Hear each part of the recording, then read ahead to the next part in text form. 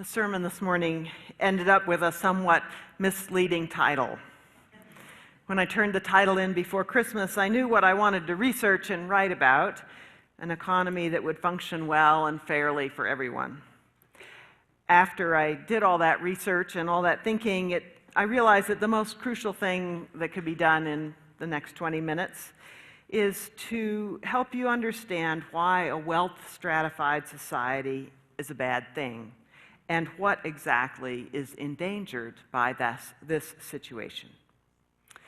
There's plenty in what I have to say that implies what an economy for the 100% would be like, but I found that if I headed directly in that direction, I wasn't going to be able to say what I most wanted to say. So that's the way it goes. Bad title. Hopefully it'll be an interesting sermon. This is an issue, so my focus this morning will be on the dangers of concentrated wealth.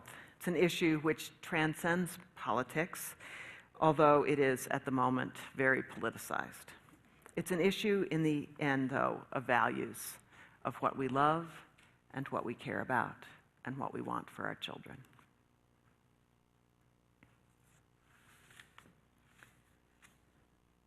It was a hard time for most people. Although the richest 1% of Americans amassed huge wealth, wages and income gains for the majority of Americans stagnated for a generation. Corporations dominated the government. There were lots of corporate mergers. Government policies and corporate practices encouraged easy access to credit and borrowing. Household debt nearly doubled, and then the market crashed. I'm referring, of course, to the years leading up to 1929 and the Great Depression. I'm referring, of course, about the years leading up to 2008 and the recession that we're still recovering from 5 years later. Now, the Great Recession was not as bad as the Great Depression. Maybe that's because in 2008, the wealthiest 1% of Americans had only 37% of the total wealth of the nation, not 44% as they did in 1929. Also, we learned some things after that first crash: the necessity of government spending to get the economy back on track, for instance, and the need, for the sake of the economy, not to mention for humanitarian reasons, to support the unemployed. But there are some other differences between 1929 and 2008 that don't bode quite so well. After the crash of 1929, many fortunes were gone for good. After 2008, most of the wealth they recovered within a couple of years, and the largest banks and corporations, the ones that called themselves too big to fail, which we bailed out, are back on their feet, earning the same billions again. In 2009, the investment firm Goldman Sachs, which played no small part of the crash, paid out bonuses to its professional workers that averaged $600,000 per person.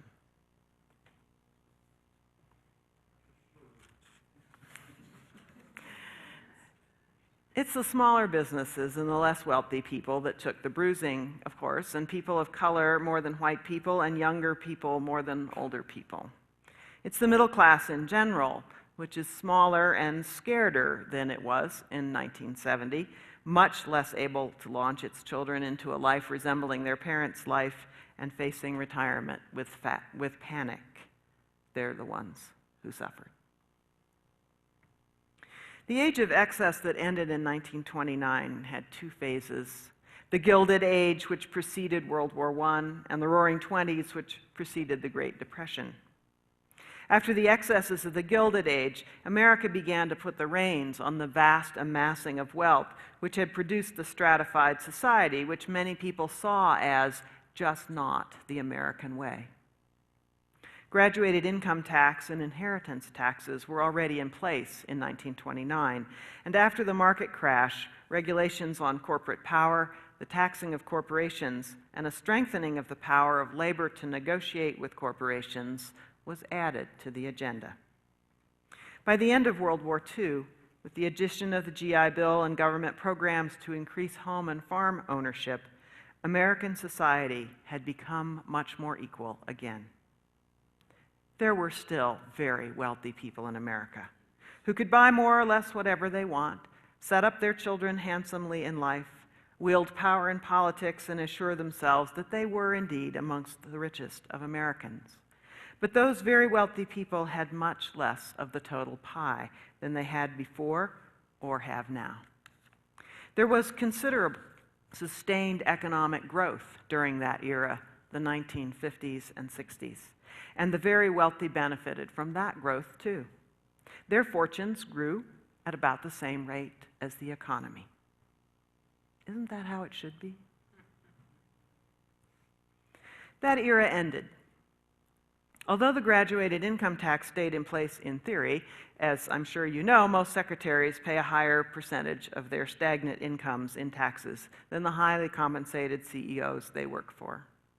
The inheritance tax has been gutted. The social programs that boosted people into the middle class are gone or endangered. The power of unions has been smashed. You have probably heard that the era from 1983 to 2008, 83% of the economic growth of this nation went to the richest 5% of its citizens, while the bottom 60% of Americans were poorer in 2008 than they were in 1983. As Chuck Collins says in his book, 99 to 1, for more than 3 decades, the United States has undertaken a dangerous social experiment. How much inequality can a democratic self-governing society handle? How far can we stretch the gap between the super-rich 1% and everyone else before something snaps?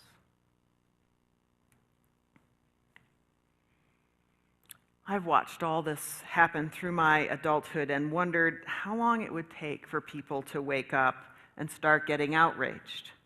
It's finally started happening, thanks to the Occupy movement, which is a bit of a strange duck as social movements go. It seemed to never quite get up ahead of steam, and then it seemed to fizzle out. But it did one thing so important and so threatening to the status quo that the FBI had to get on the case. It changed the conversation about what's wrong with America from government spending to wealth inequality. It got us talking.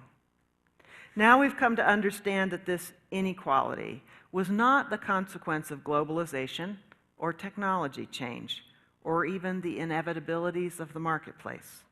Rather, it was the result of a concentrated effort by some very rich to rig the economic game to favor them, using well-funded think tank, lobbying, and media efforts.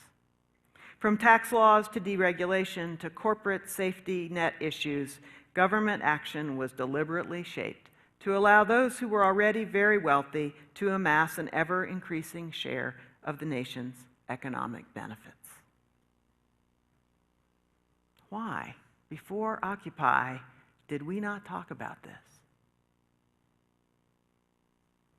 Well, some believed that they, too, could achieve this dream of being wealthy, and they could be convinced that it was in their best interest, therefore, to make sure that the wealthy had great advantages. That's the Joe the plumber problem. Poor guy had no earthly idea that his dream of a plumbing business that gave him a profit of $250,000 a year had so much going against it. Some bought into the conservative and often explicitly Christian teaching that good people get wealthy. This is often called the prosperity gospel, and though it is a long way from anything that Jesus taught, it is preached regularly from many pulpits and is an unspoken doctrine of faith among even secular conservatives. It has a couple of corollaries which are often left unsaid, but which are all the more powerful for being left unsaid. The first is that if good people get wealthy, then they can be trusted, because they're good people, to use their wealth in a trustworthy way. And it does sometimes happen that way, of course. The very public libraries of America were established by Andrew Carnegie, a very, very wealthy man. The second usually unspoken corollary is that people who don't get wealthy are bad people who deserve to be poor because they're morally corrupt. Whenever you hear unquestioned rage at welfare queens, or disdain for moochers, or conversely, when any conversation about who is paying what taxes is called a class war, you are hearing the results of the prosperity gospel. It's very, very powerful. Finally, the 1% are still trying to convince the 99% that they use their wealth to create prosperity for all. And they have a well-funded media operation to do this and have convinced many, many people of its truth. Once this was called trickle-down economics. Lately, we've been hearing about job creators. Both claims seem to make some intuitive sense until you discover that statistically they're flat-out false. The era of trickle-down economics produced a massive raise in wealth for the already wealthy, stagnation for the middle class, and an ever more desperate dependence on the part of the poor. Jobs, it turns out, are mostly created by small and mid-sized businesses and by governments, which serve the people, staff the schools, and provide for the common defense, not the businesses of the 1%. It turns out that amassing wealth by a small minority does nothing but harm the rest of the people and the society we all live in. That's what I want to spend the rest of the sermon unpacking. There's only one way out of this current mess, and that's for the 99% to relentlessly insist that vast wealth inequality is unjust, un-American, unhealthy, and uneconomical. Repeat after me. Unjust, un-American, unhealthy, and uneconomical. You don't have to agree with that, but I want you to know what I'm about to say. And let me just stop and comment here that I have no problem with any persons in the 1%. Although I don't believe that they are morally better than the rest of us, I also don't believe that they're morally any worse. Most are caught in the system, just as most of us feel caught in the system. Some are even public about wanting to be fairly taxed. My problem is with the rigged system that gives them all the candy, not only because some people are starving, but because it's a rotten system. It is unjust, un-American, unhealthy, and uneconomical. So let's just unpack that. It seems clear that certain inequalities of wage and wealth are good for an economy. They provide incentive to workers and capital for businesses. As someone who supervises the work of others, I have to say that it feels really good and right to be able to reward an increasingly valuable employee with a raise. And without some concentration of wealth, not only would it be hard to start any new business, it would be very hard for the church to gather up enough money to, say, build a new building. Still, for all its utility, there is something inherently unjust in this. All of us have, after all, exactly one life, which is nearly infinitely precious to us. An hour of my time could be considered just as precious as an hour of, say, Kurt's time. Kurt, by the way, has approved this message. And you know, if the heat hadn't come on this morning, you wouldn't be listening to me, and my work would have been in vain. And you know what? I don't know how to make the furnace work. So you can't really say that it's obvious that my work is more valuable or that I've amassed more knowledge. Yet the reality is that my salary is more than 3 times Kurt's salary. I have to admit that I have to work at not letting this bother me. However, the economic arrangements which have tried economic equality have just not worked. Over and over, they just haven't worked. So we put up with some inequality because the benefits do seem to trickle down. At some point, though, inequality quits working and starts being unfair.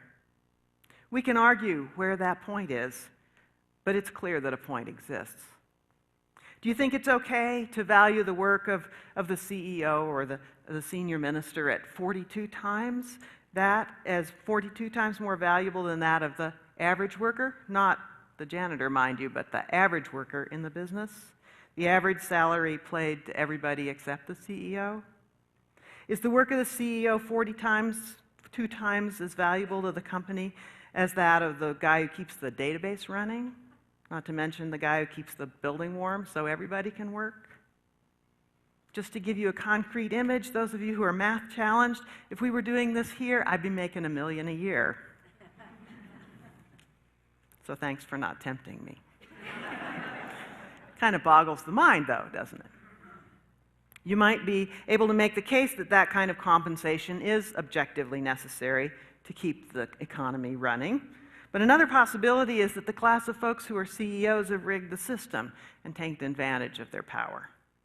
Anyway, the average CEO compensation was 40 times that of the average employee in 1980. Now it's 350 to 1. That's a rigged system. That's not fair. And that kind of unfairness demoralizes the system.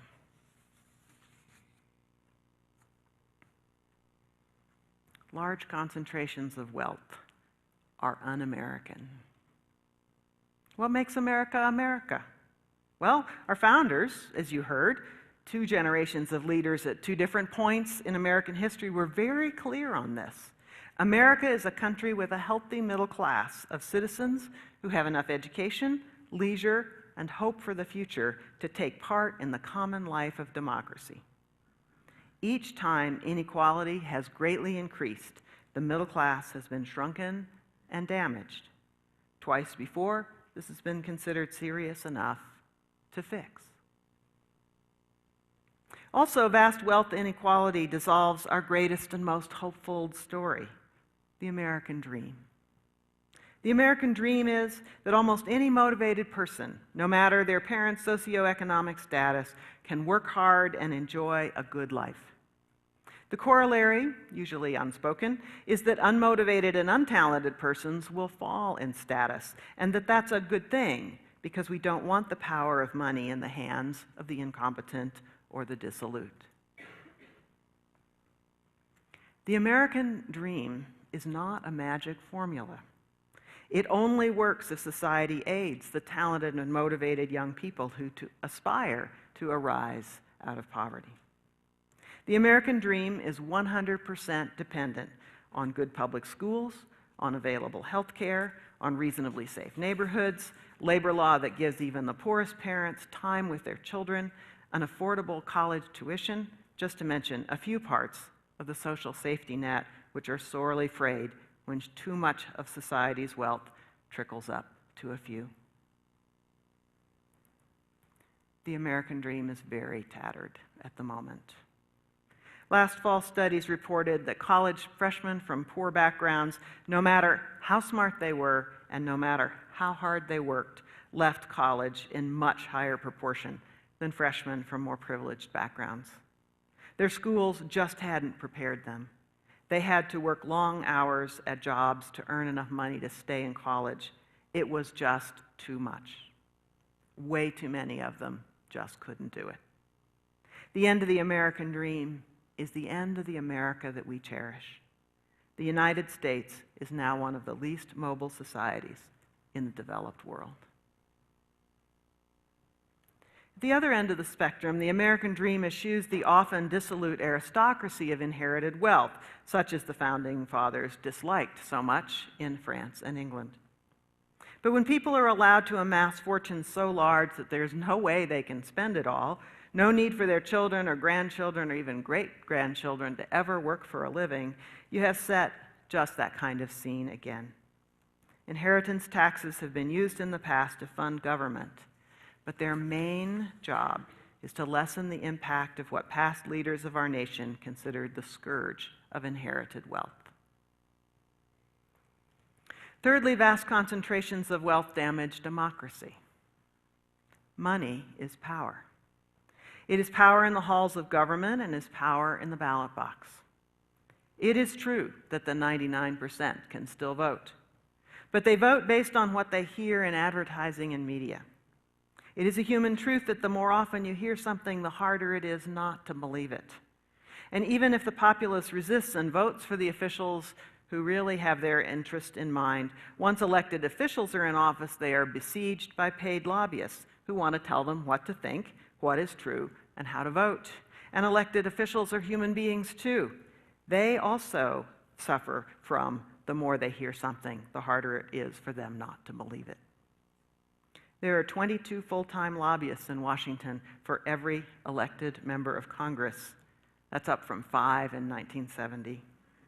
That's a massive expenditure of money, and it's dominated by people who have massive amounts of money to play with. When a determined group of people with unlimited money want something, no matter how bad it is for everyone else, the odds are, for the 99%, become overwhelming, and their votes mean less and less, and democracy dies.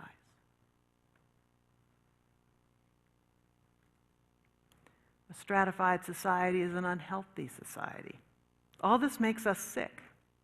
Did you know that the average person is more likely to be healthy if they live in a country with relatively little distance between rich and poor than if they live in a stratified society? I'm sure you know that the poor have much worse health than those who have more resources. But it's the middle person in the stratified society who has the same resources as the middle person in a more equal society. It's their health that's poor in the stratified society. Why is that? Stratified societies, like ours, have less social cohesion, more violence, more stress, and fewer resources available to the general public. It's happened before here and elsewhere, this concentration of great wealth in the hands of a few. So we know one of the things that happens. There's a disinvestment in the Commonwealth. The wealthy acquire much of the money and are disinclined to pay taxes. The rest feel pinched and desperate and don't want to be chumps. After some time of this, you find about what we have now. Poor schools, crowded emergency rooms, crumbling roads, falling down bridges, limited hours for libraries, closing state parks, cranky and overworked public servants. Right? The very wealthy are removed from this. Their children go to private schools. They hire armed guards. They fly private planes and use more and more concierge medical services. Eventually, this disinvestment gets so bad that everybody who can afford to pulls out. Then there are more private schools, more private guards, more private planes, more doctors who don't take Medicare or even private insurance, and that means more and more people with less and less incentive to fund our public life. Democracy depends on these shared spaces and these shared interests. High levels of inequality make for real walls between citizens. When we become aware that there are lots of people around us whose only hope of a decent life is to sue us, rob us, or win the lottery, we start to live with fear, with anger, with gambling, with walls and gates, with downcast eyes and the desire to have a weapon in our pocket. That's how it is in the third world. That's not America. Finally, too much concentration of wealth is bad for the economy. Those with so much that they can't lose it at all have a penchant to play with the economy, and when it tanks, the fact that such a high proportion of the economy's resources are in so few hands means that a recovery takes longer. The International Monetary Fund tracks and researches this around the world. Their conclusion is that the more equal the society, the stronger the economic growth, the less severe the recessions, and the longer the good times. According to Jonathan Ostray, an economist at the IMF, the difference between the economic inequality we have now and that of the past in the United States means that future economic expansions will be 1/3 as long as they were in the 1960s. Occupy changed that conversation.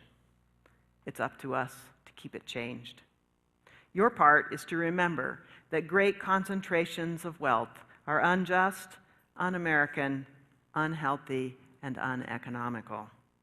A little research, and you can each find a set of examples for those things that you can all remember. And then let's keep on talking. The 99% have balanced the equation before. We can do it again.